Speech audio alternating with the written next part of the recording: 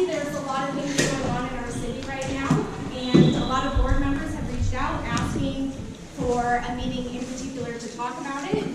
And I want to put it in front of the board now. Please raise your hand if you would be available for a special online meeting to have a conversation about what's going on in the next week, before next Friday. Please raise your hand so we can make sure that we will make quorum. When? I don't know, but Which Friday you said? I have doctor's appointments.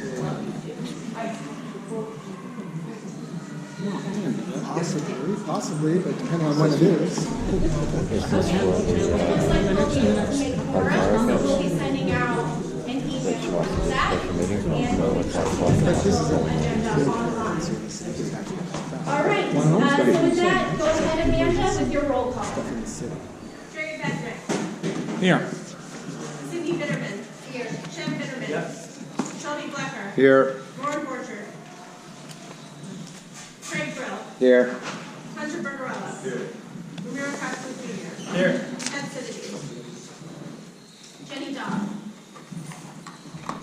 Sean Dannon. Here. Chris Dower. Here. Amy Goldenberg. Here. Ellie Baralman. Sarah Greevy. Here. Greg Boutet. Andrew Herman. Brent Kidwell. Here. Christian Ramon. Linda LaRose. Charles Lindenblatt. Here. David Mann. Yes, here. Henry Mantel. Yes. Carla Matthews. Here. Arnie Liskey. Here. Christina Monty. Here. Terrence Wylonas. Matthew Pasquet. Bob Shore. Here. Nick Starr. Julian Stern. Here. Jamara Tree. Sonia Turok. Here. Valerie Washburn. Here. Ron Whitehead. Here. Okay, we have quorum with 24 present, 11 absent, 0. And just as point of order, Warren Borchard did Oh, hi. Okay, sorry. 25 present. All right, thank you guys very much. Next up on our meeting is a message from the chair. So, friends, neighbors, and fellow Angelinos, I stand here today in the heart of a city woven with 1,000 threads, a tapestry of cultures, languages, and dreams. Los Angeles, our beloved city of angels, thrives on the vibrant symphony of differences. We hear the cadence of Spanish, the rich tones of Armenian, Korean, and Farsi. We breathe in the tantalizing aromas of unfamiliar spices and hear those sounds, mingling with the familiar ones that we grew up with, a testament that our city is home to people from every corner of the world. This is who we are, and this is also our strength. Yet, in this very moment, our city is under siege. So we are witnessing the unfolding ice raids and unnecessary escalation of force by the federal government that strikes at the very soul of our community. We see families torn apart, neighbors living in fear, and the chilling actions of an administration that seeks to divide and conquer. Let me be clear. Los Angeles is not under siege from immigrants. We are a city built by immigrants, sustained by immigrants, and enriched by those immigrants. The narrative being spun by those in power in D.C., which suggests that we need to be liberated from our own people, is a dangerous distortion of the truth. We are not asking to be liberated. We are asking to be left alone to live our lives and to build our futures and to contribute to the fabric of this beautiful nation. Maya Angelou once penned words that resonate deeply with me today. You may write me down your history with your bitter, twisted lies.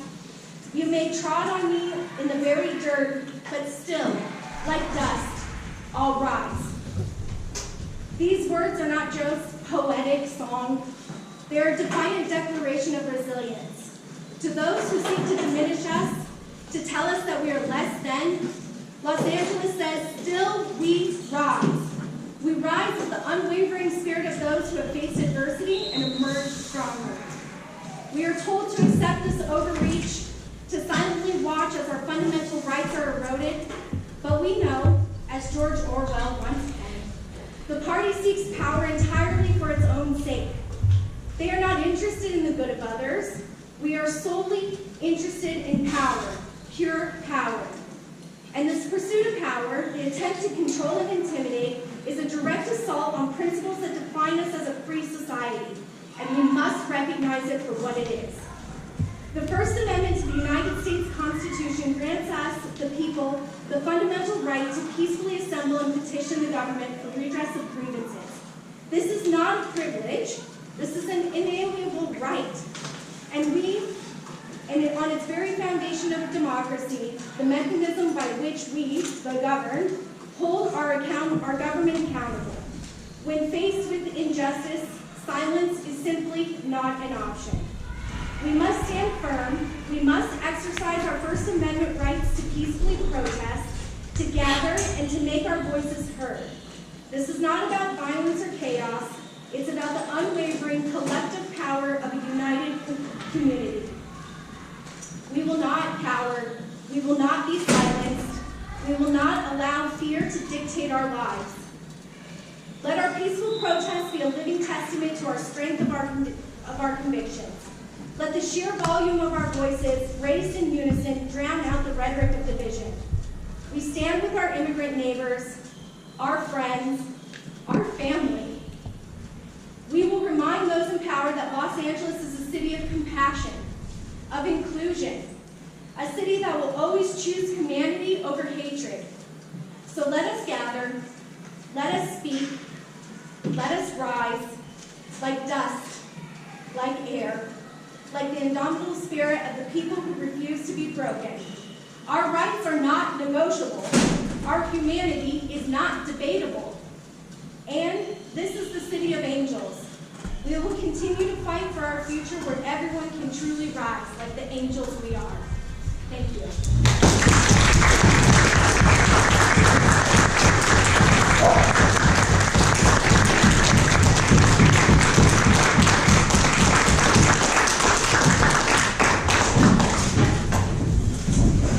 Thank you all. I know all of us in this room love Los Angeles, and that's why we're here, so thank you all. But next up is something really fun and exciting, which is a certificate presentation from some of our local officials. And I think we could start with Mandy from Supervisor Horvath's office. Yeah, do we want to do everybody at the same time? Yeah, let's do that. Like, I'll read off the names and then we can all do our certificates at the same time. Minor and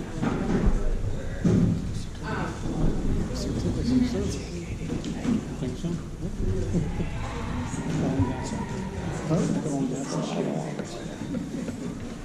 Josh and I will do ours at the same time. We're ready to do it. Oh, yes. So yeah, it's okay. I've got certificates for all of our outgoing board members, and I'll just read what it says. On behalf of the Board of Supervisors of the County of Los Angeles, I, Lindsay T. Horvath, Supervisor of Fair District, hereby thank you for your service as a board member with the Mid-City West Neighborhood Council, and extend best wishes for on all of your future endeavors. Is Cindy Bitterman here? I'm here. And I'll just say very briefly, on behalf of Assemblymember Rick Zipper, I want to thank you as well for your service. Might not be in alphabetical order, so I can get to you later in a second. Oh, thank you so much. Shannon Bitterman. Hi, thanks. Lauren Richard. Ramiro Castro Jr.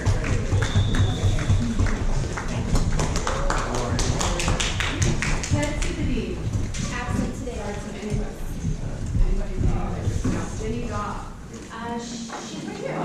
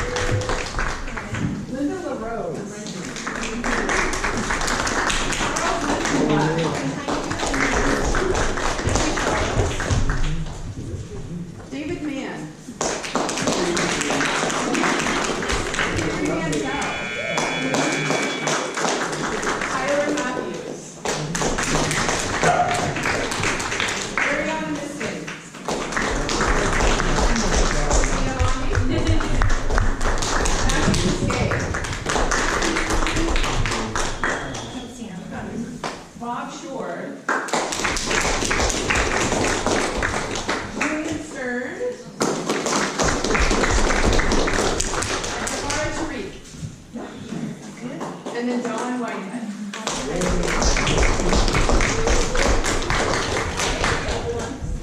You didn't get one? Are you leaving the council?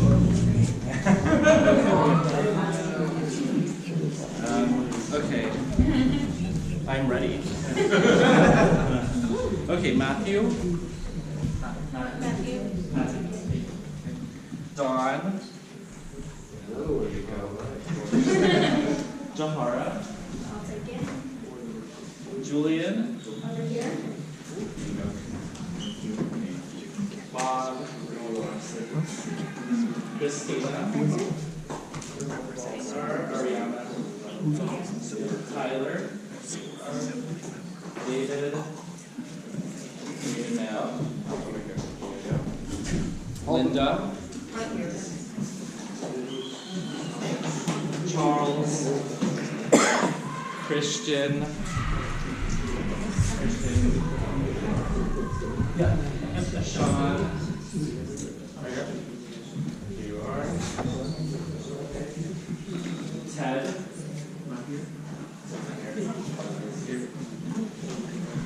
All right, just a few more. Jenny. Ramiro. Henry. And then last but most certainly not least, Sarah.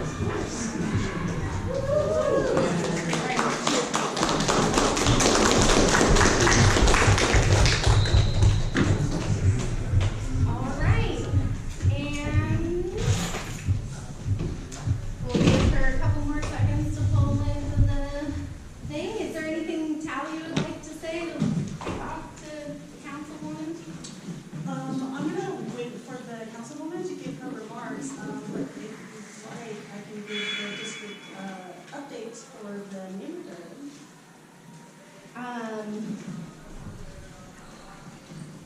Just in the parking lot. Okay, then we'll wait. Everyone, I just want to say thank you to those that provided certificates. It's been real great working with you guys, and the certificate of recognition is very nice, so thank you for taking your time and efforts. Does anyone have any comments on the certificates?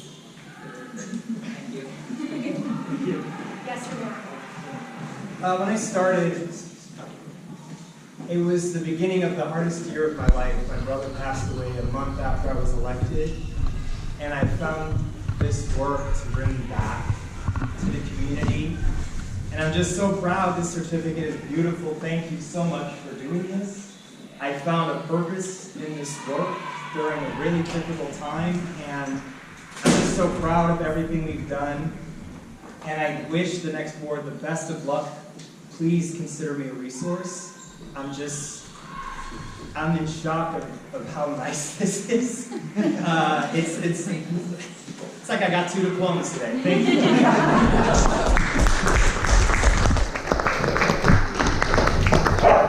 Chris, you have something to say? When I moved to this neighborhood in 2018 for a new job, I needed a one-bedroom, ADA accessible apartment in my office to get all my connected for. This task proved incredibly difficult. The prices were astronomical and the few units that did exist. Because the housing stock in our neighborhood is so old that it predates the ADA. It was making it impossible for me and my wife to live in most of the neighborhood. After I attended my first neighborhood council meeting, I felt connected to the process which empowered me to be independent, get involved, and join the board. In that time, I'm extremely proud of the accomplishments of our neighborhood council that I've been part of, some of which include the Rosewood Greenway, the leading pedestrian intervals on our highway network, countless RFAs and CISs, approving longer hours and less parking for over 20 restaurants out. We were able to stop an unjust use of historic preservation that was being used to block new housing. We supported reductions in parking, more apartments than requested, broader ministerial approvals, and more for every discretionary multi-family housing development in our district since I joined the board. We didn't hear much. Sorry. Those housing developments that added hundreds of units of housing to our neighborhood. Many of which were mixed-use new retail spaces as well, all of which included deed-restricted affordable housing units that would not exist if not for the market rate homes we have approved alongside them. We also proudly supported Television City, which will bring thousands of new jobs to our neighborhood and help keep the buildings in Los Angeles. There are many more accomplishments I've left unspoken, but that doesn't mean to diminish them. Even though I feel strongly that the neighborhood council system is a failed system whose main purpose is to make housing more expensive and keep new neighbors out of existing neighborhoods through astroturfing and ensure minority rule, I am proud that we've had such a positive impact on our community in our time on the board. Thank you.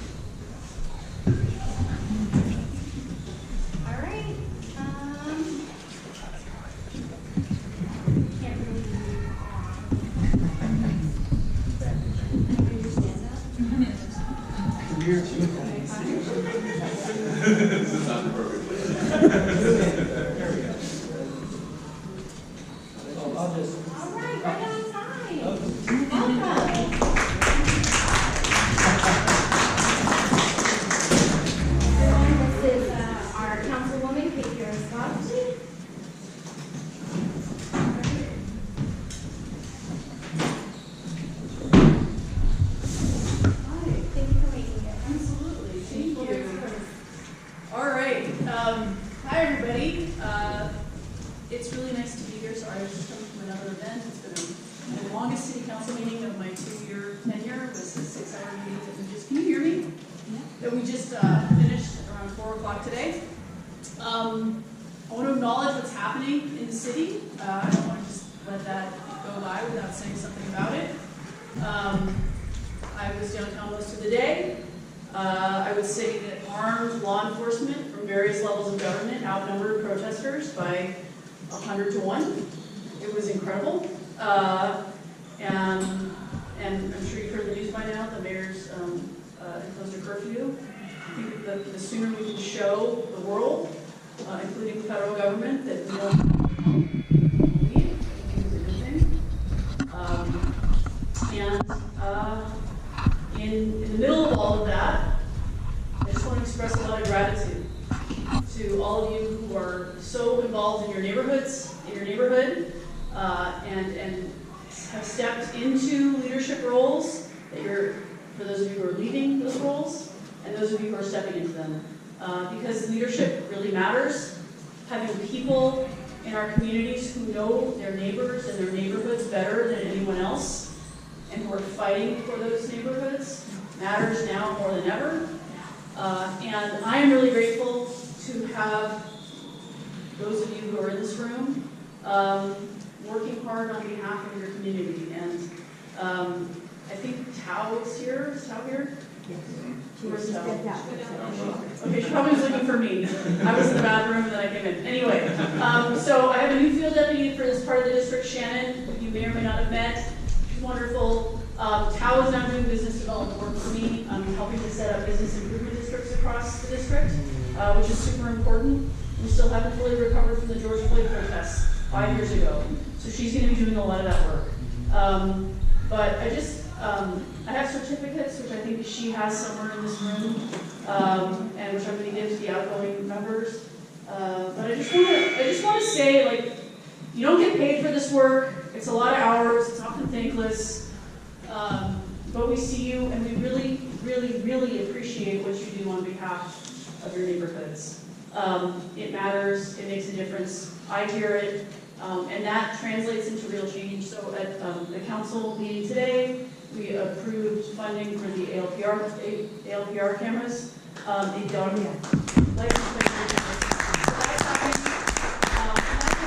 directly because of the advocacy of your neighborhoods. And I know it's not without controversy, but it's my job to really listen to people. And when a neighborhood says they want something, it's my job to help figure out how to solve a problem. So I'm going to stop talking, but I'm really here to hold up the work that you all do, express deep gratitude for those who are on their way out, and congratulate and thank those who are stepping into these roles. I'm really looking forward to working with all of you, whether you're coming in or you're leaving. You're all neighborhood leaders, and I'm grateful for your service. So thank you very much.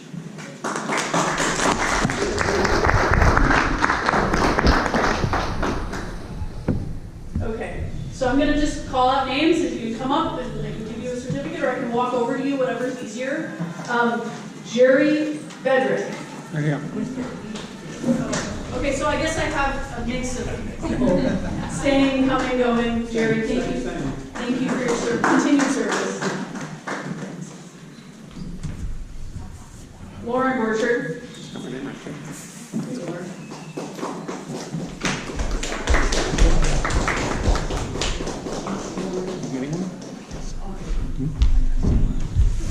All right, Cindy Bitterman. Thank you, Cindy. Shem Bitterman.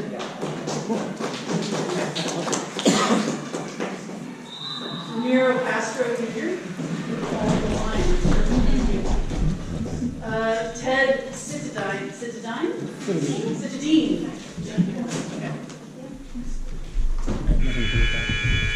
J.D. Daw.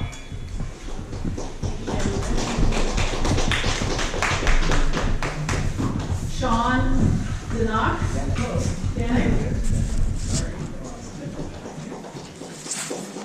Amy Goldenberg.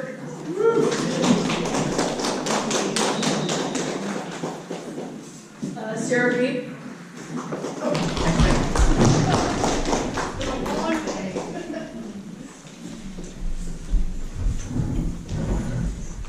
Christian Lamont.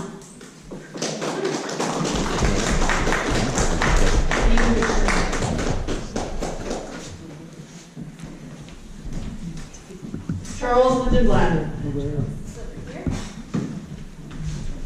There are so many awesome and incredible. Thank you so much.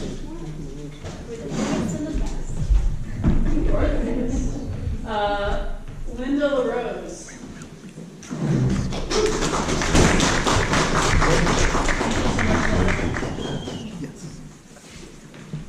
Sorry, this is a little bit awkward.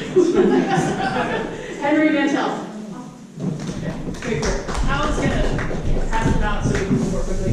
Ariana Miskin. We'll double. Tyler Matthews. Thank you. David Mann. Excellent. Christina Monty.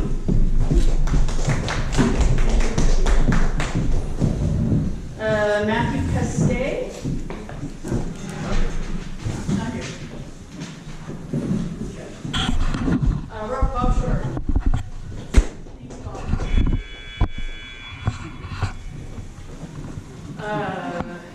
Julian Stern.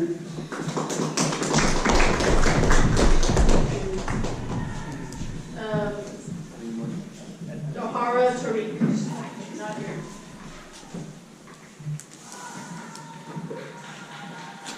Don Whitehead.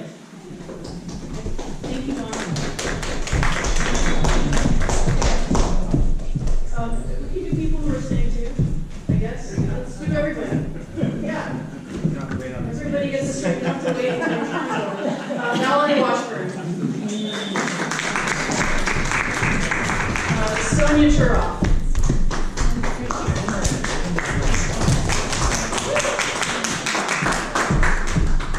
Nick Starr.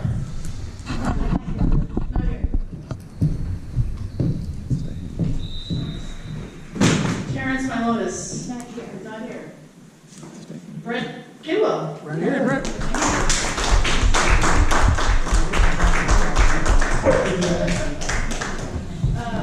Andrew Herman. Not here. Drake Utah. Not here. Ellie Gorlnick. All right. Chris Dower.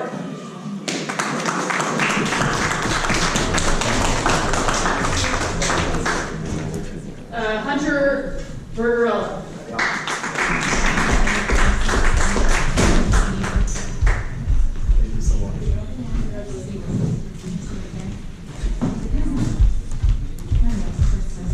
All right, Craig Brill. Thank you for the cameras. Appreciate it. Thank you. Of course. Shelby Lucker.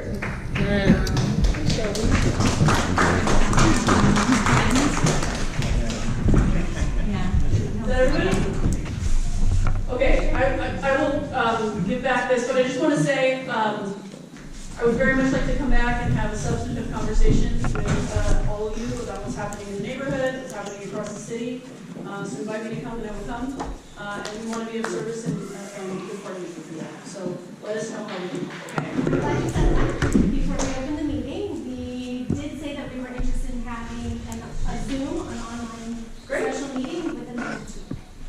Okay. So I know We will try and make that happen. I know it's hard, but we'll definitely be in contact with Shane. Yeah, we'll figure it out as soon as we possibly can. Thank you so much, everybody. Congratulations to both the outgoing and the incoming folks and the people who are staying involved. Thank you. All right, thank you guys so much for the certificates. They're lovely, they're beautiful. I believe next up on our agenda might be the main event, which is general public comment. This is our favorite part where we get to hear from you, our stakeholders, about things that are impacting you in your lives. I do want to note that general public comment is for things that are not on the agenda. So let's say if you're interested in speaking on items 6, 7, 8, 9, or 9A, this is not the time for you to speak. However, if you would like to speak on anything besides those agenda items, this is your opportunity to speak. Once the agenda items come up, we will have general public comment for each agenda item, and that will be your opportunity to weigh in on the specific agenda item. So, right now, Amy, you have a card from Mary. Mary. Did I hear Mary? Yes. Okay, Mary. I'll come to you. Thank you for coming. Oh, thank you. I wrote it out so I can prepare it.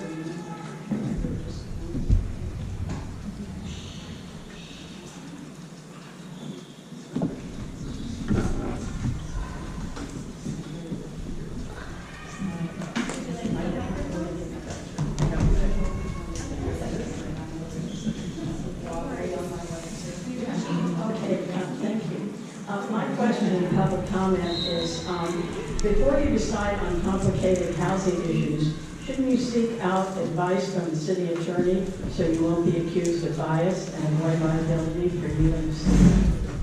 Is that the duration of your public comment? Yes. Thank you very much. Oh, it's not a Q&A though, it's just a public comment. Thank you. All right, who's next? That was it. All right, do we have board members with general public comment? Tyler. Yeah, I just want to start with every meeting, to say that we recognize that this meeting occurs on land originally inhabited by the Tonga, Tataviyam, Toronto, Tish, and Chumash peoples. This acknowledgement demonstrates our commitment to truth, healing, and reconciliation. Thank you. Thank you, Tyler. Seeing no other hands raised. Oh, Jerry and then David.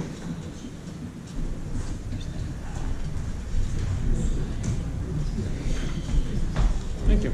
I just have, here we go. I have a couple of comments. One is I'd like to bid a fond farewell to those that are leaving and to welcome those that will be joining us in the next term. The second one is I'd like to also recognize the LAPD, the Sheriff's Office, and all the federal agents for help keeping our city safe. Excellent. Thank you, Jerry. And David, you saw your hand. Sure. For the capital we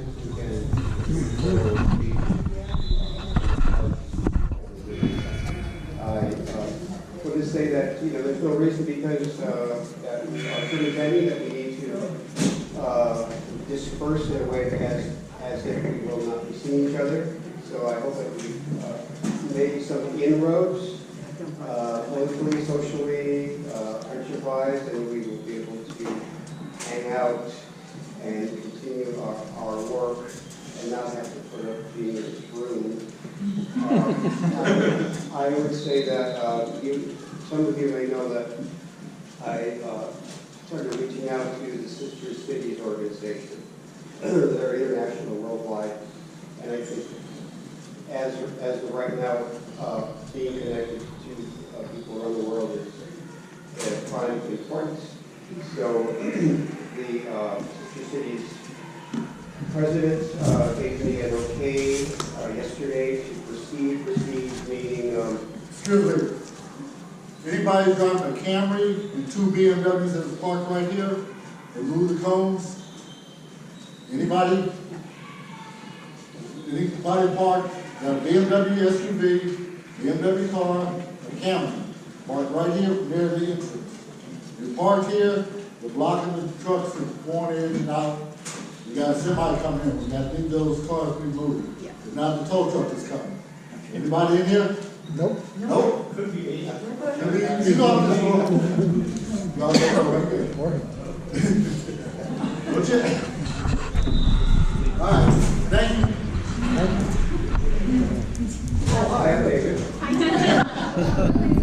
Sister City, it's an international nonprofit organization. It is a business organization, but its main focus is to work with people all over the world. So we have the Sister Cities marker. It's called downtown, right by City Hall. We probably have seen it.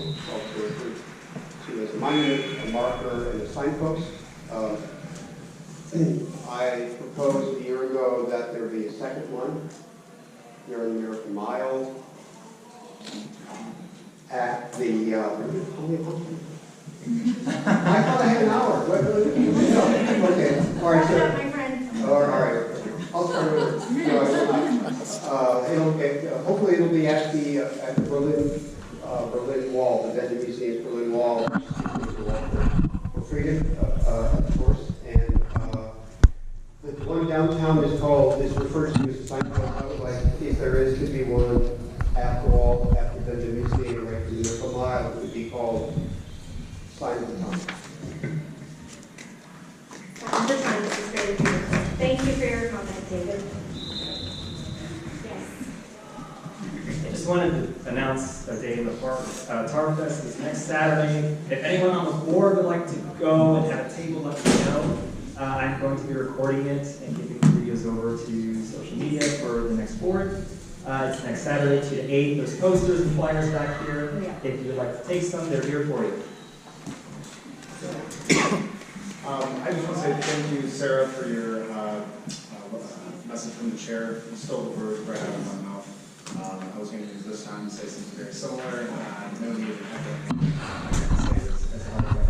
I do want to just, I just want to hope that everyone who raised their hand does commit and show up to the virtual meeting that we're going to have in a few days. This is a flashpoint in history. What's going on is absolutely disgusting. We can send a very loud and clear message that this neighborhood does not stand for those kind of tactics, does not stand for that kind of crap, and we will not accept it, and it's unwelcome. Thank you, Sean. Thank you. I wanted to echo Sean by saying that I really appreciated your speech, Sarah. You didn't have to go that hard, but you did, and it was awesome. Meanwhile, I'm appalled by Katie Arostovsky's speech, where she thinks that the main concern is that the law enforcement outnumbers the protesters, so the federal people can leave. Like, what about the fact that our neighbors are being taken from their homes and brutalized in the streets? Like, what an out-of-touch statement. And this is the kind of thing that I'm really excited that I get to say now that I'm no longer going to be this council member. So get psyched, because I'm not going anywhere. I will continue being an activist for my cause, and I can't wait for the day when we can say that we defunded the LOPD. Thank you. Christian. Thank you. In echo to everything everyone said, a very big shout out to all the women leaders who were heads of chairs, who were secretaries, who were treasurers, who were chairs of the entire Mid-City West Neighborhood Council. We need more of that. We need more leadership like that. I want to point out that this is Pride Month, and Juneteenth is coming up, and we've amazingly got our funding. So please definitely show up. It's also Immigrant Heritage Month. And I just want to say, I joined the mayor, the city council, the city leaders, union leaders, community members, and Sarah in expressing my deepest outrage and concern at the immigration raids, the militarized tactics, and terror experienced by Los Angeles this week. We will not stand for this. It's my final month serving on the Mid-City West Neighborhood Council, but I am as determined as ever to ensure that this neighborhood remains safe and welcoming for everybody, regardless of their immigration status. And on that note, I want to look at all the incoming board members, and I want to make a plea. Please don't use city resources to tell on each other. Please don't use city resources to call the city attorney on each other. Please don't use the already strapped city resources of this Los Angeles to turn against your neighbors and accuse them of bias, to accuse them of indecency, and to try these backhanded tactics at silencing them. We will not be silenced. Thank you.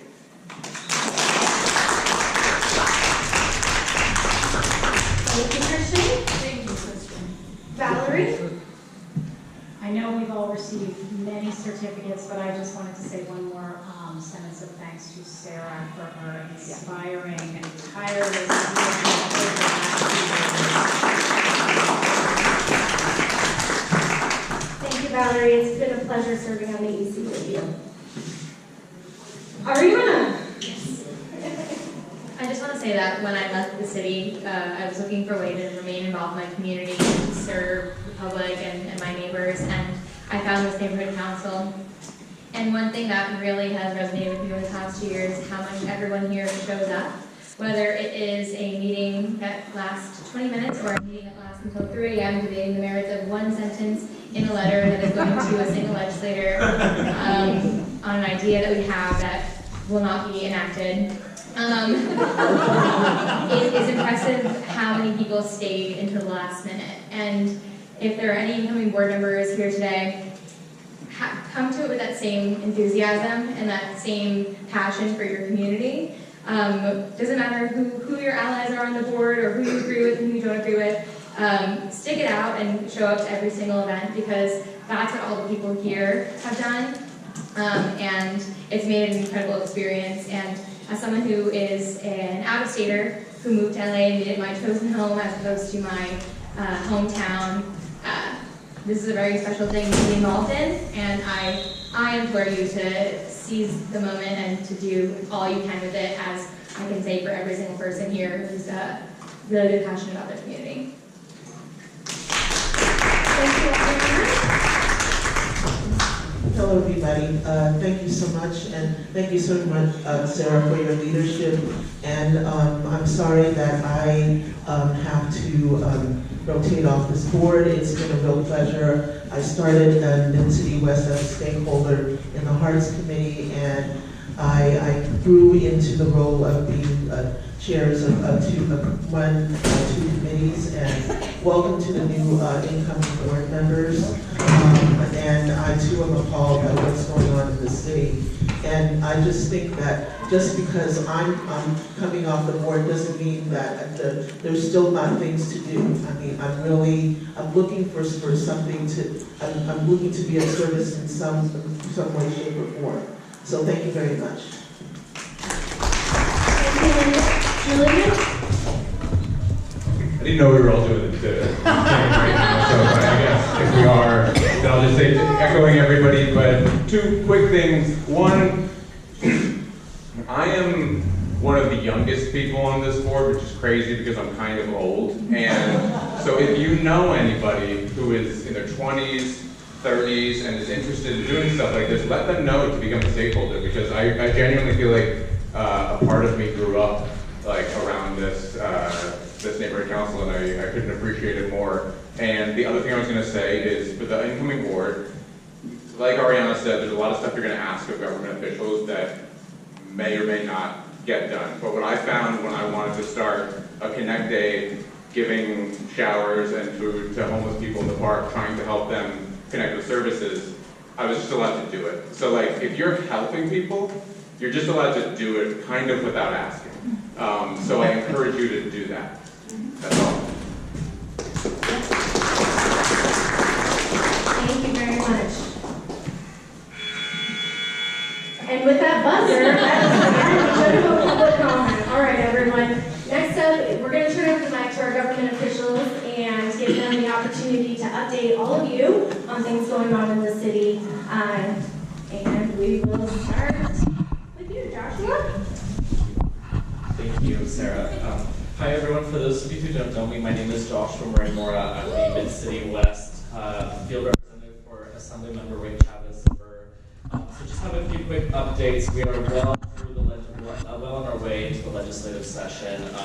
We're very proud of some of the bills that we've gotten forward. One of the top priority bills for us this year was essentially to help save the Hollywood film industry here in California. Our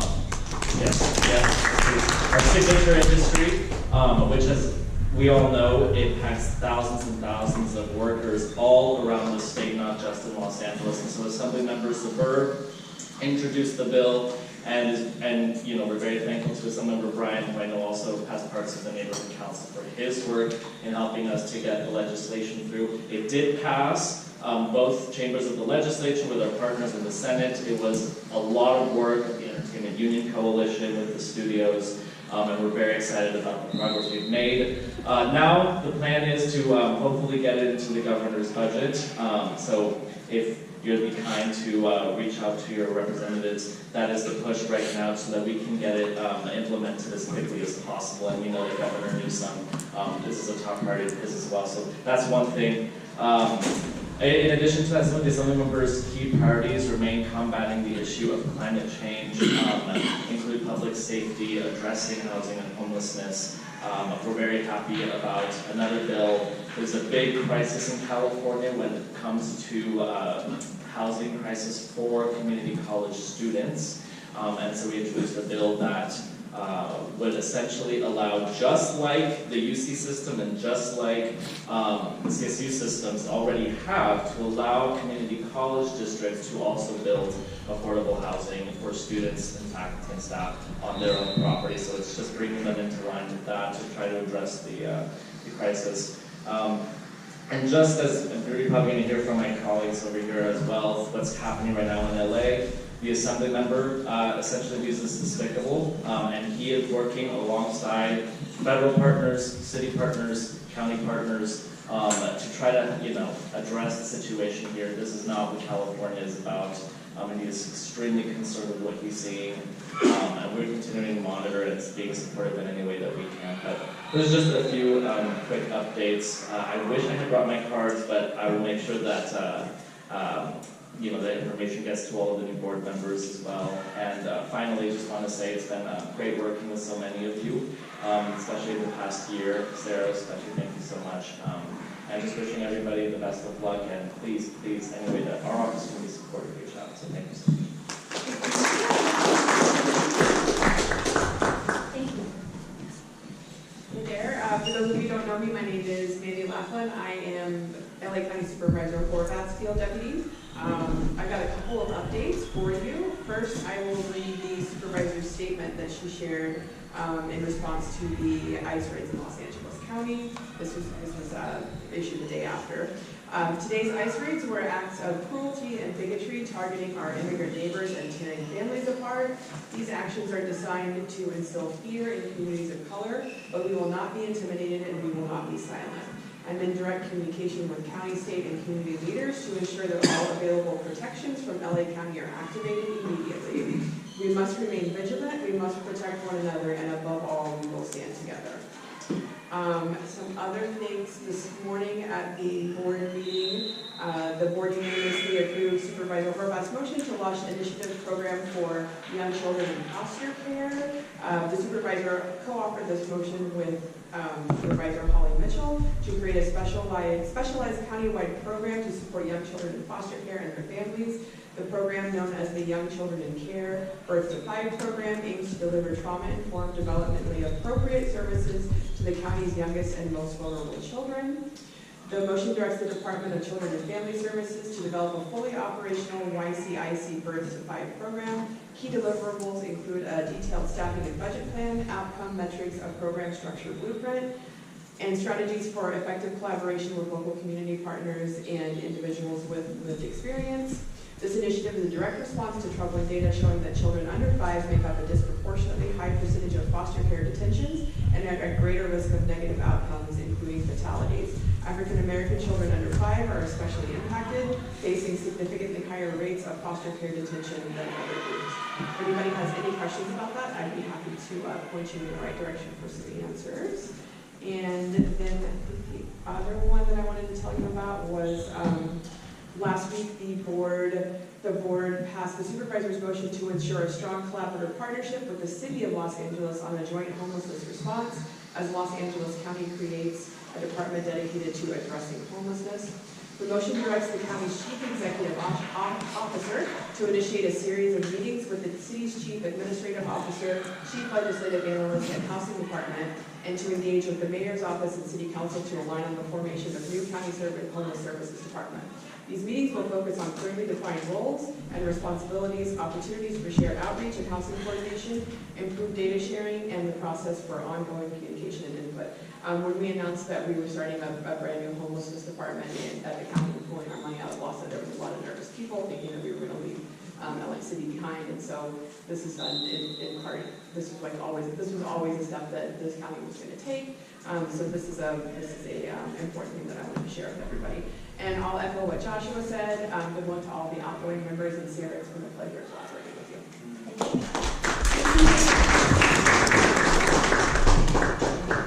Good evening, everyone. For those of you that don't know me, my name is Tara. I serve as the business deputy for our office. I'm from the Tuesday Calendar, who is your normal, your regular field deputy. Our office is just being off of the conclusion of the budget hearings. We've finally approved a budget that closed a gap on a $800 million gap that we were facing. The priorities of our office was to make sure that we were restoring as many constituent services, maintaining as many city jobs, and also preserving as many LAPD civilian jobs as possible. We are also relocating our field office. Our field office is now located at 5416 Wilshire Boulevard. It's ground level space. We're located next to the Andres Italian restaurant. And for those that haven't been there, it's wonderful. And I would recommend that you call our office and schedule a meeting with a deputy to discuss any matter. So we have ground level offices because our office wants to be much more transparent and more accessible to the community. Our office is accessible by public transportation and very close to the 2 new metro stops. So we encourage everyone to come and contact our office. And then lastly, we will be tabling at Tarfest this Saturday. And we also are co-hosting Paws in the Park. It's at Cheviot Hills Recreation Center, but it's just an example of joint events that we can co-host with neighborhood councils. And that's up for me, unless there's any questions. Go ahead and hand it to Luke. Thanks, Tom. Good evening, everyone. My name is Luke Clipp. I am the district director for Congressmember Laura Friedman. She asked me to be here tonight. She's asked all of her team to be coming more regularly to neighborhood council meetings. I did not realize I was walking in on the meeting where all of the outgoing board members are having your last meeting, all the incoming are having your congratulations to everyone, to everyone who put in all the time and effort, who's been part of this board, and best wishes to everyone who's coming onto this board. As a former neighborhood council board member myself for 4 years, I told my former boss, who was part of the whole effort that created neighborhood council, that she was the reason I got all these gray hairs. So, take that as you will. In light of everything that's going on right now, I did want to also read aloud the statement from Congressmember Friedman that she issued publicly 2 days ago when we heard that the president was going to be sending National Guard and then subsequently Marines into Los Angeles. She said there's no cause for the president to commandeer the California National Guard and send them into LA against the wishes of this community. Local and state police are more than capable of handling the situation. This is a dangerous time. The stakes are high. We must both have courage and discipline. Violence plays into Trump's narrative and his goals. So keep the focus on what he and Republicans are doing to our families, our friends, and our neighbors. Trump wants a spectacle to distract Americans from what he and the congressional Republicans are doing in Washington.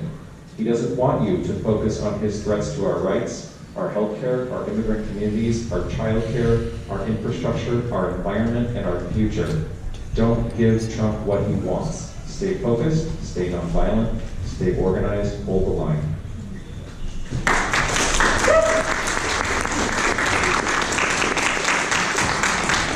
So that having been said, since this is my first time being here, I am the district director. In the future, will be someone from our field team. We have a staff of 8. We're located up in Burbank. We took over the old offices that Adam Schiff left when he moved on to the Senate. We have a team there that does casework. We worked on have the numbers here. Hold on a second. Since January, our office has solved nearly 650 constituent cases.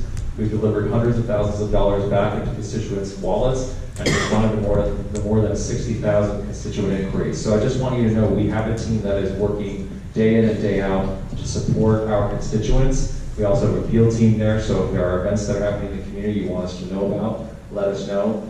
Back in Washington, D.C., the Congressmember now is on 2 different committees, the Space Science and Technology Committee and the Transportation and Infrastructure Committee. She's introduced a couple bills, including a bipartisan bill called the Don't Penalize Victims Act, in response to what we were finding out that people who were setting up GoFundMes they were getting punished by FEMA for getting dollars contributed to them through GoFundMes or from churches.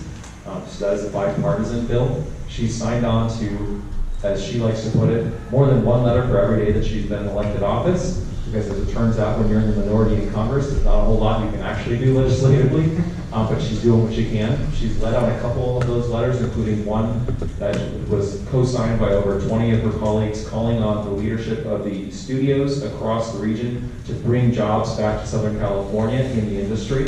She announced that with leadership from labor unions all across the industry. She also just recently let out a letter co-signed by 22 of her colleagues around HIV prevention, as we are learning that the Centers for Disease Control Prevention is essentially to stop answering phone calls and emails and stop funding HIV prevention. And currently in LA County, we no longer have federally funded HIV prevention services. That ended on June 1st, which is traumatizing for a huge part of our community, including the community represented by this community council. So she's doing as much as she can in that role. I'm going to leave my business cards. I did bring business cards. See, Joshua, I did bring business cards. I'm going to leave them right over there. I'm happy to talk to anyone anytime. Really appreciate all of you for what you're doing tonight. I know it's tough work, and thank you. Thank you, Sarah, for your leadership.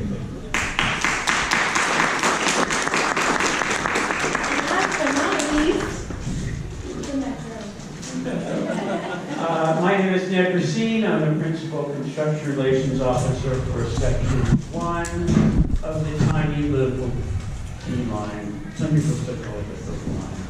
And I'm here predominantly to tell you about the full closure of the Fairfax-Wilshire intersection this weekend, Friday at 9 p.m., which is the 13th, through Monday the 16th, although they usually finish earlier than that. They usually finish on Sunday.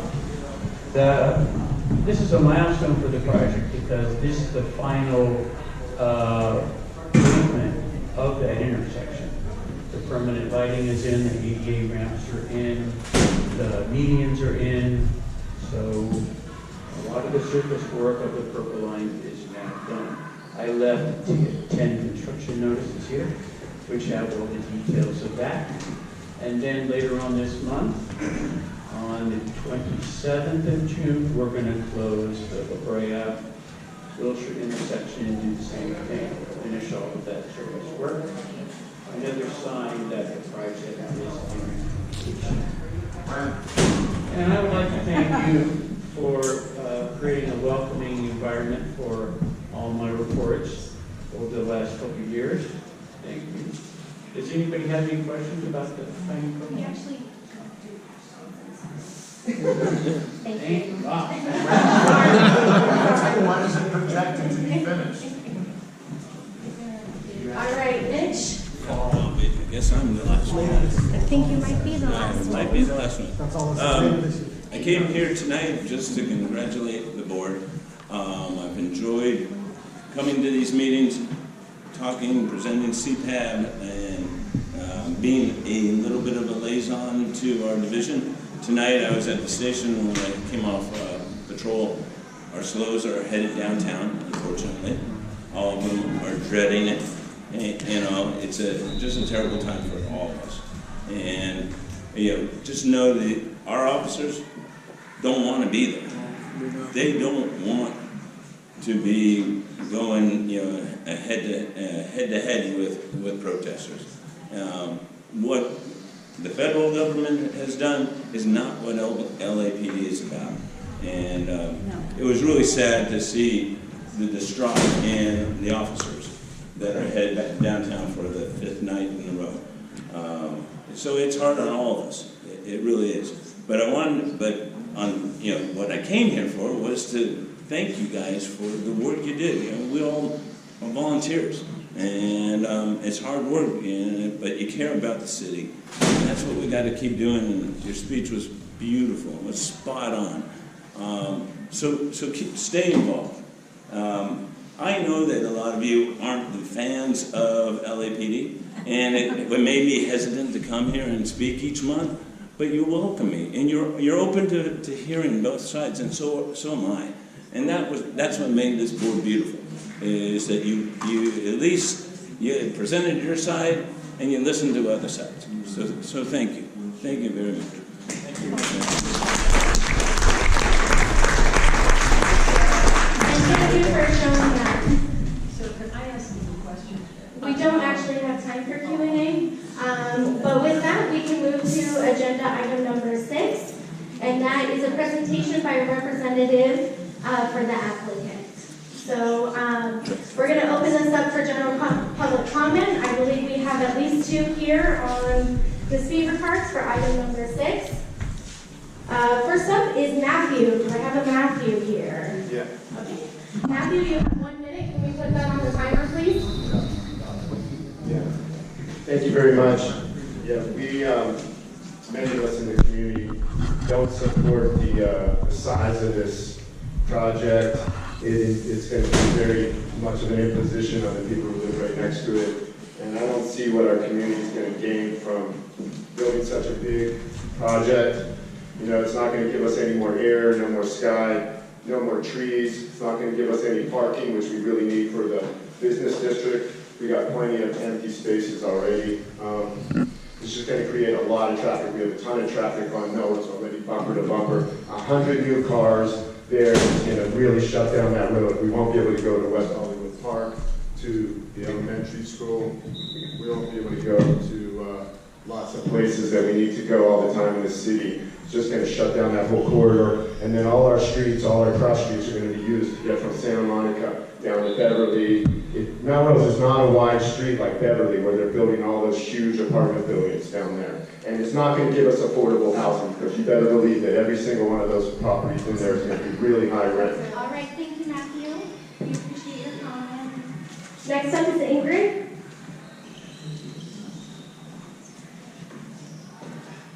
Thank you for having us. And Sarah, I liked your speech, and I took a few notes of how you're passionate, committed to the community, and I talked to those that are going out and those that are coming in. Please think of this as your home and what's happening. We, my husband and I, have a 4-unit building 250 feet away from this development that is going to happen. It's a 6-story, 2-story underground. We're worried tremendously. The vibrations, the noise, the pollution, the light, the traffic. They are going to use Harper, where we live, as a street for all their trucks. We have tenants.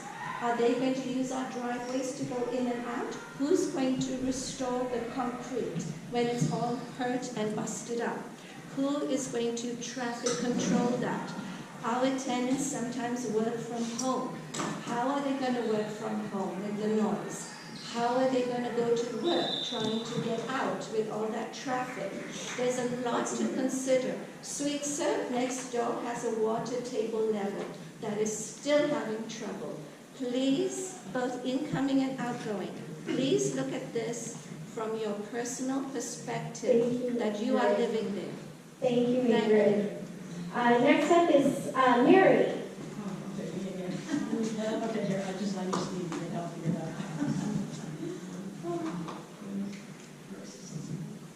Yes.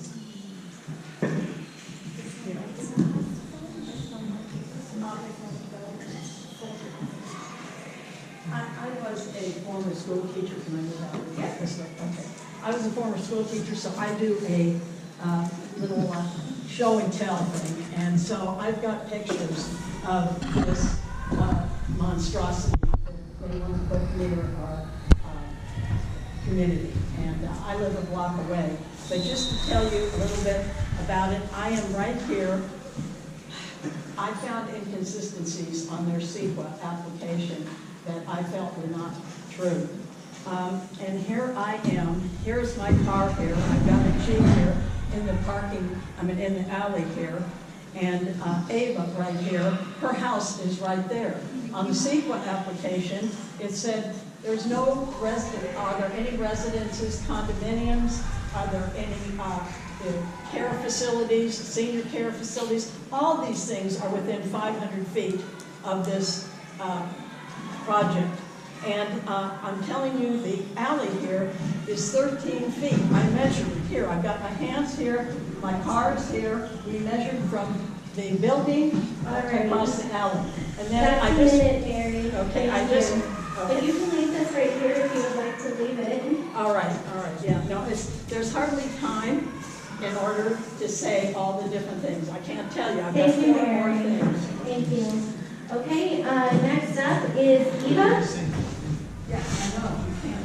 Yes, I got 4 All right, things. perfect. 1 minute. Thank you. 1 minute, you can't say anything in 1 minute. It's outrageous. I'm going to talk outrageous. about a personal I protest. 1 minute, you can't say anything in 1 Sir, minute. you guys are have to change disrupting the our rules. meeting, and if we have to ask you again, we will ask you to leave. Please do not disrupt the meeting. You may have to. Hi, thank you. I live right across the alley where they're going to have the building. I'm a taxi driver of Holocaust. For 2 years, I was hidden from the age of 2 to 4, underground closets, never got light and never got any air and never got any food or anything. And the buildings that do the same thing to me now because there are some trucks, I won't be able to come out of my driveway. The 6-story building is going to block all the lights, I will be in the dark again. That construction is going to put me back to as a child to the Holocaust again. I lost 96% of my family. I am one of the few people who survived. And I still have trauma over what happened then. And now, living in there again is going to be the same thing.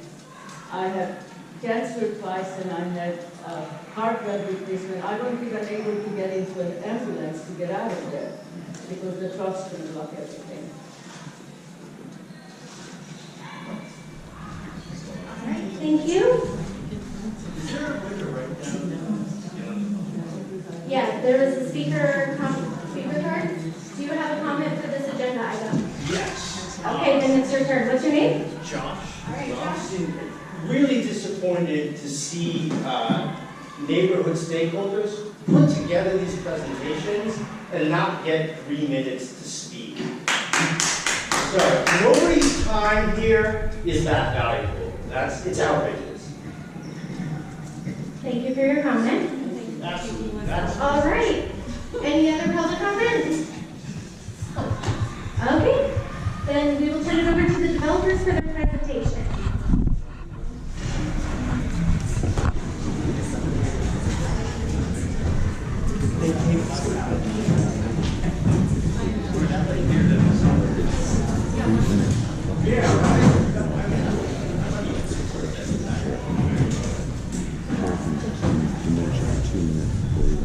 Excuse me, Sarah. Yes, may I ask a question? Of course. How many minutes do the developers get? Well, they have a presentation, so they have 5. I see. Why do you have presentations and we only get 1? Because you're in general public comment, and they have a presentation that they've gone through the community. Okay. All right.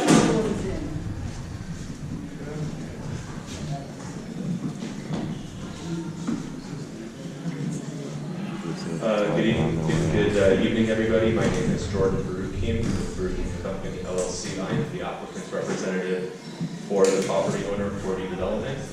We are proposing a project at 8251 through 8271 Melrose Avenue, case number CPC 2024-2203, DB for density bonus, PR for plan review, BHC for Vested Housing Crisis Act. For those of you that are not familiar with the site, it is located at the northwest corner of Melrose and Harper. It encompasses 5 contiguous parcels, approximately 24,000 square foot of land, zoned commercial C4 limit cell, and the site does contain 3 existing single-story commercial buildings that are I believe it was shared, but the project is a 5-level residential over 1-level commercial mixed-use building. The project is proposing 90 residential units, 10 of which will be reserved for very low-income households.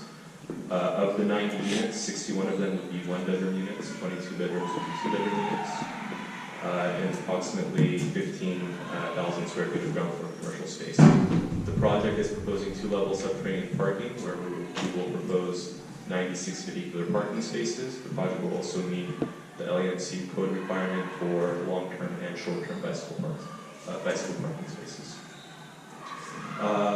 Some of you may be familiar with density bonus, some of you may not, but the applicant is allowed to increase density by up to 35% increase. There are certain incentives given for vehicular parking reduction, which have now been superseded by 82097. And in addition to this, the developer is able to seek 3 incentives in exchange for the affordable set-aside.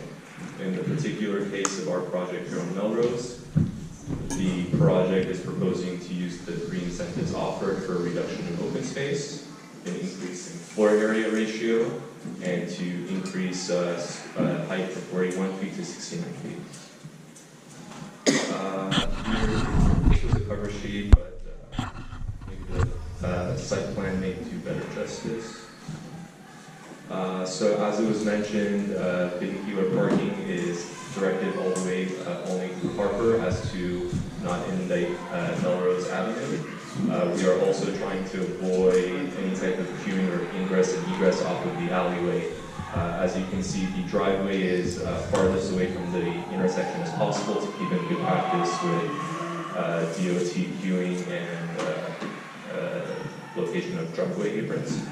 This is our level P2 that identifies just the vehicular parking. Here is our level P1, again, just parking level, and then you will start to see some of the bicycle parking rooms incorporated here. The ground level is dedicated only to the commercial units, or commercial units of the commercial uses. There will be no residential units beginning on level 1. However, there will be a residential lobby, leasing office, mailroom, etc.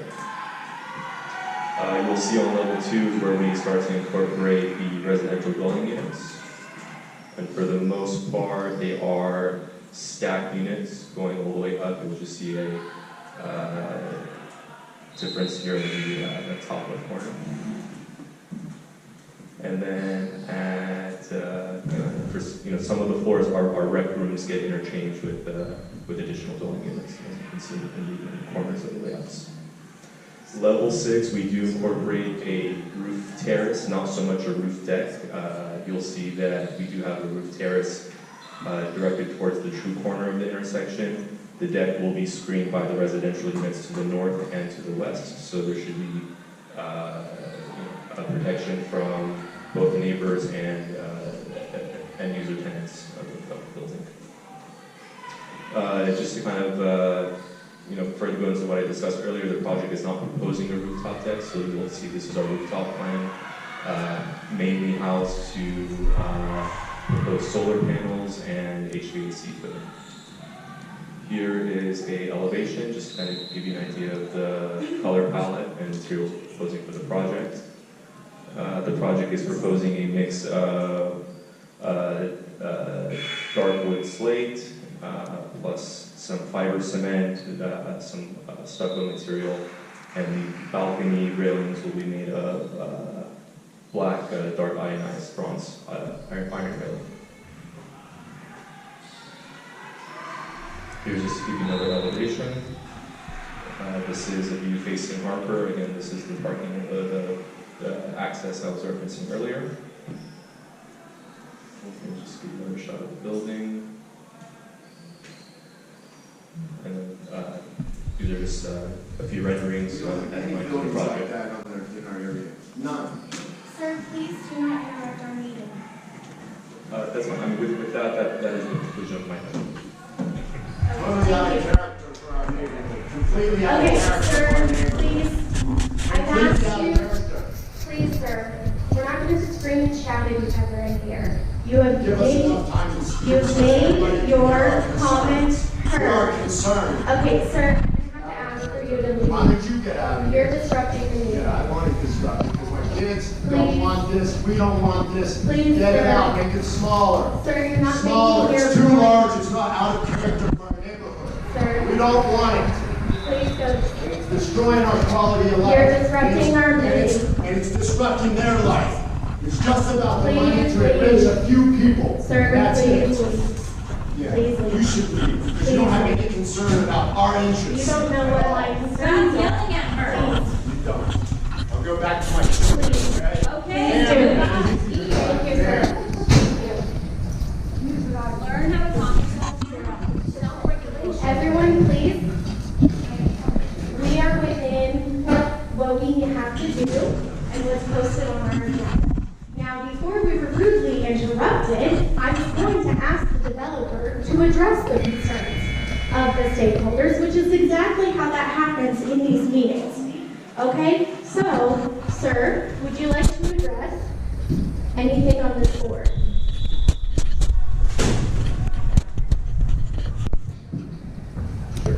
So I understand that there were a lot of concerns with construction and queuing of traffic to the site.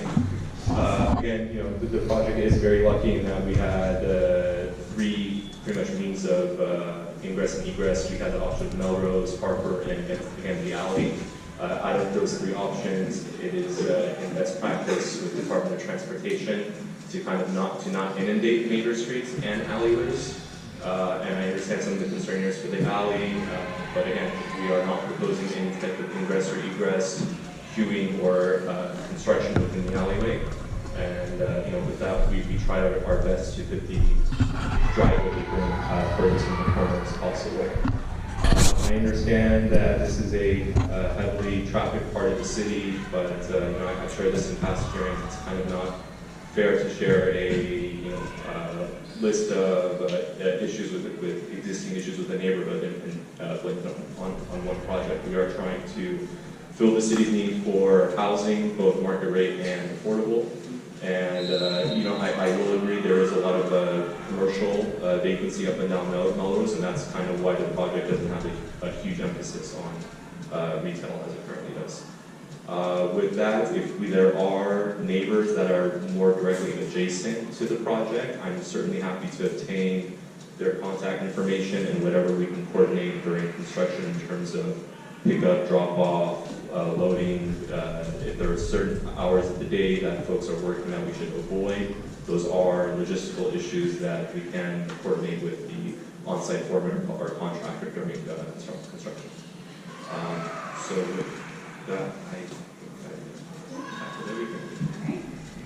All right, thank you for addressing that. And could you please make clear, sir, I really need you to Say another word, I want to see everybody vote on it. No, sir, you've been asked to leave, you need to go. It's all in the public record. I want to see everybody vote on Okay, well, you it. I'm know, going to say another word. people are busy, and, ma'am, did you feel like, No, I don't feel, to be honest with you, I don't feel I have a chance to. okay, well, I'm sorry about He's that. saying, his answer. Okay, are there board members that would like to make public comment? That's something that you want to disseminate after the meeting. I don't have the numbers off the top of my head, unfortunately, but yeah, there are, it's basically 50% of the average income, or 50% of the market rate is what we can charge for 10 affordable units. Again, I don't have this rent schedule off the top of my head, but I'm happy to share that information after this meeting. All right, so he doesn't have the numbers off the top of his head, but he's willing to share it with the board. If you'd like to fill out a speaker comment and leave your email, we'll make sure that you get a copy of that, okay? Thank you so much. All right. Yes, Bob? As I understand it, what he's saying is that it's not up to the developer, it's up to the city. The city sets those rates. So he'll be sending over that. Is there board comment? All right. Comment or questions? Are we making comments or questions? I said comment, but Okay. want to make a question, then go ahead. Madam Chair, should we get the motion on the floor first? Yes, let's get the motion on the floor. Would you like to make the motion? Sure. Move to approve. Move to approve motion, agenda item number 6 as written. Yes. Okay, is there a second to that? Second. I heard Lauren first. Go ahead. I certainly get the neighborhood's concern with the massing, especially on the alley towards the residential side. Is there any way to step from the alley side, step the building back as you go up, so the massing is towards Melrose as you go up higher, to open up more light and airspace so you're not disrupting the neighbors across the alley too much? A question for you, my friend? So there are certain portions of the city where it is single-family building behind an alley or adjacent to a commercial building. The zoning behind us up and down Harper is multifamily, so it does not have that transitional height requirement that I think you're thinking of, where it does have that wedding cake or step back. Although we are not providing the transitional height, we are somewhat fortunate in that we at least have a 15 to 20 foot alley behind us that will serve as some type of buffer. So it's not like the project will share a true property line with the residential zoning to the north of us. That may not be the perfect answer, but at least, we do think we were able to get some benefit from that alley in the rear. Thank you. Shelby, you had a question or comment? Question and a comment. Hi, thank you. I'm curious, after all approvals, if they are approved, how quickly will the developer begin construction on the new project? The reason I ask that is because over a year ago, we had an applicant who came to us with a project on Flores and 3rd Street, 70-unit building, 0 parking. And I had the impression that there was a shovel-ready project ready to go right after all approvals. The project now is a parking lot, striped, service using the parking lot, and I mean, I know the businesses on 3rd are happy to have the parking lot for the restaurants and everything, but is this project going to turn into a parking lot for 2 years after approvals, or are you shovel-ready?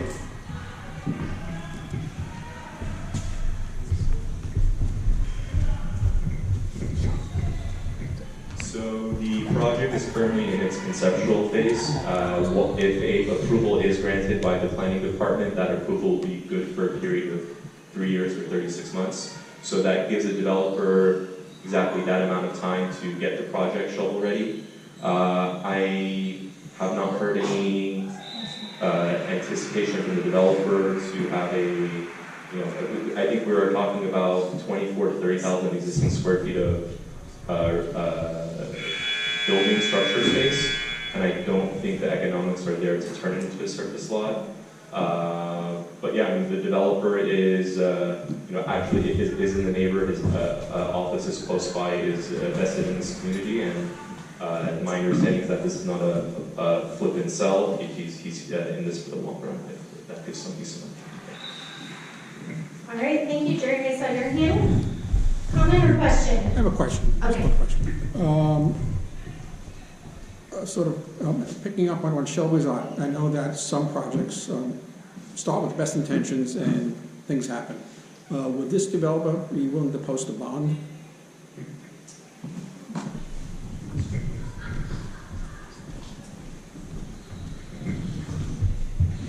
I think what you're talking about is like posting a grading bond for the excavation work, and absolutely, as part of our grading permit, the developer will either have to post a bond or pay the cash value of whatever the liability amount is that the city needs. So, correct, I mean, as part of our grading application process, we are going to have to either post a bond or secure the cash value of the liability. What about a completion bond that it won't sort of get out?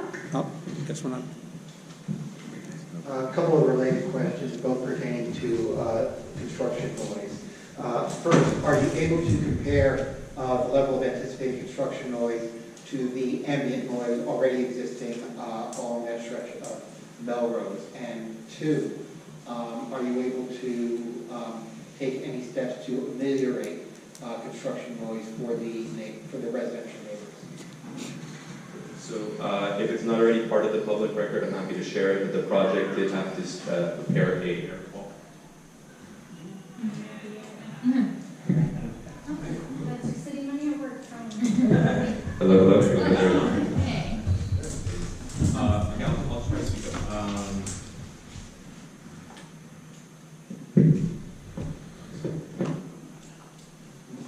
Okay.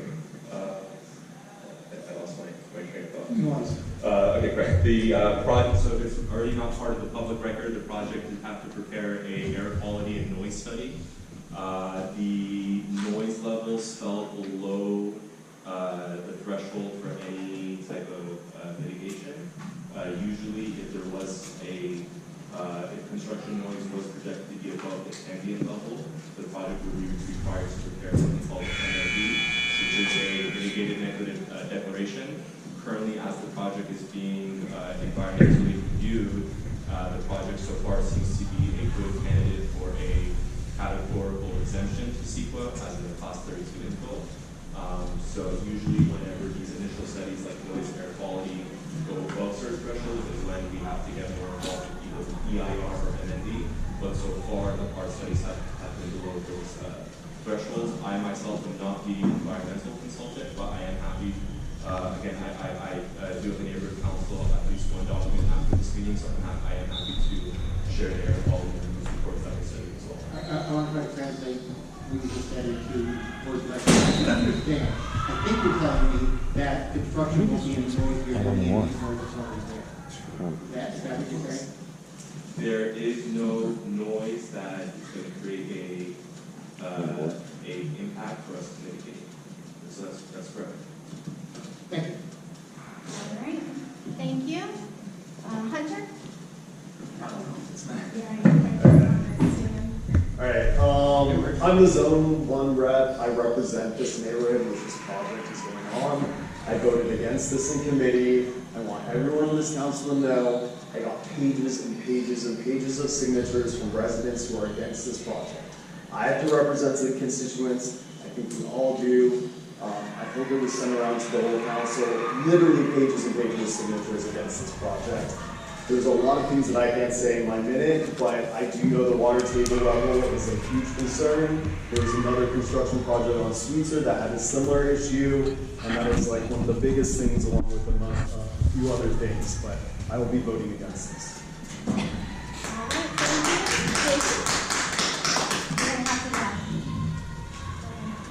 Damn you.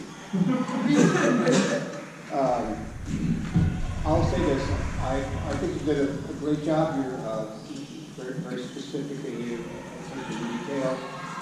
However, I'm not comfortable voting for this simply because of people that took their time to come here tonight to air their grievances and concerns. They have not been satisfied in your responses. So I'm going to say that enough homework wasn't done, more to come as you're going to be waiting and the slow process of the development goes on, that you should reach out to these specific people in the neighborhood to make sure everyone's on the same page. When you come back, you can continue. All right, thank you, David.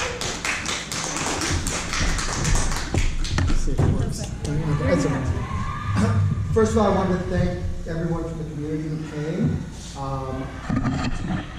You friend your neighborhood to stand up. I do want to say a lot of people feel that the need just to add units supersedes the detrimental impact to a large part of the community in our Mid-City West. And when I say detrimental, nobody here came and said, this is going to hurt the value of my home. They're talking about real hardships that they're going to endure, not just through construction, but shadows over their homes, crazy ingress and egress on a street they need to get home and deal with their families from, and this is grossly oversized for that parcel. Please understand that. Please understand the detrimental impact to our community. Thank you. I don't need that. I just sort of a point of order thing is, I was under the impression after 6 years of being on this neighborhood council that if you are on this board and you live within 500 feet of the thing that's under question, that you can't even, you have to recuse yourself, you're not even supposed to be in the conversation. Just wanted to say that. That is in our training, yes. Yes, Who needs to recuse themselves? and that includes the rep, who is a part of that. Why do I need to recuse? I'm not 500 feet. I'm just saying, if you live within 500 feet, and so just wanted to. Okay.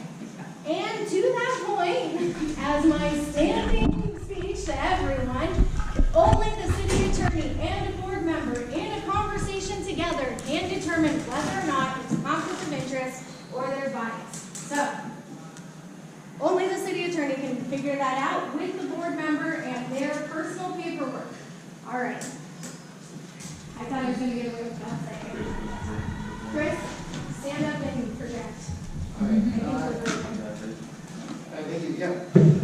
Currently on this site, there are no homes. There are a few single-story, 1, 2-story.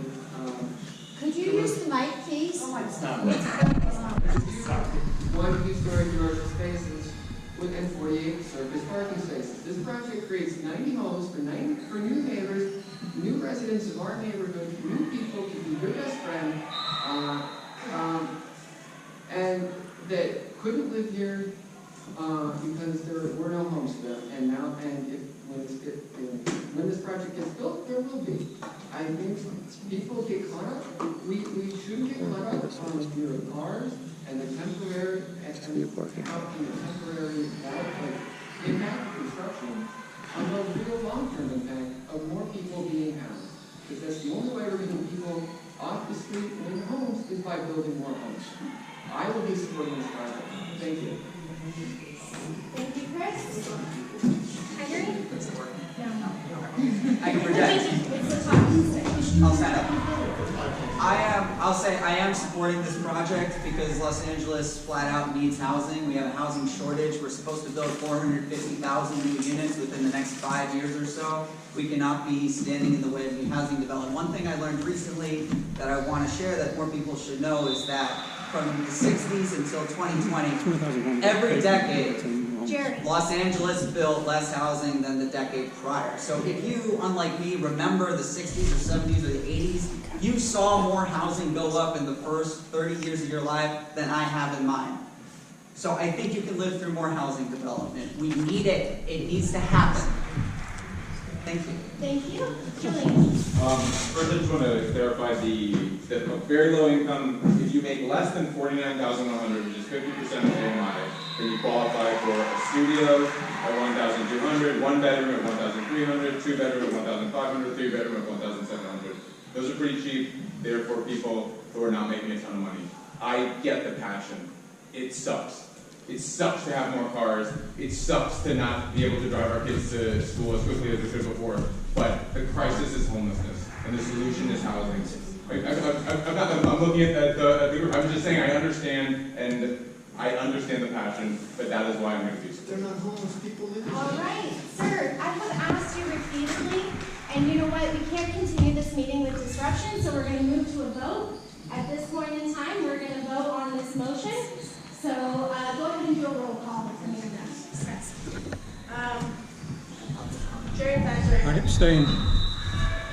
Cindy Bitterman. No. Shem Bitterman. Yes. Shelby Blacker. No. Gordon Borcher. Yes. Craig Brill. No. Hunter Barbarella. No. Romero Castro Jr. Yes. Jenny Daw. Yes. Sean Danick. Yes. Chris Dower.